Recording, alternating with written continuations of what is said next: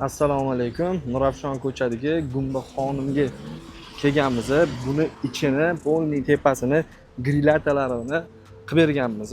Tepasi 10 ga 10 3 santimetrlikda qilib berdik. Bu joyimizni devorga bambukiy panelli okanani o'zligi bitta YouTube'ga kirib, ustanovkasini qilib tashlashibdi.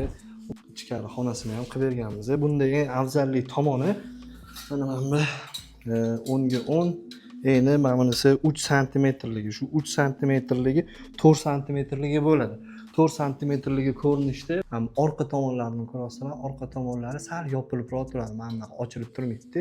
Mana bunisi shunda 4 santimetrlik bo'lganda, mana bundoq qaraganda, hozir qo'limni ko'rsatib beraman sizlarga.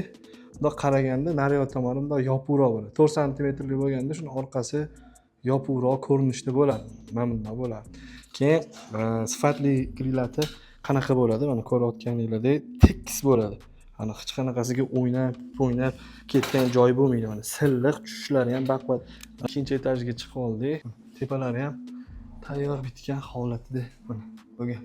Ichkari tomoni, bu yoq tomoni общий mana shu ko'rayotgan joyingda 10 kun, 12 kunning ichida почти tayyor holatga kelgan. Kimga xizmatlar kerak bo'lsa, bemalol aloqaga chiqaverasizlar.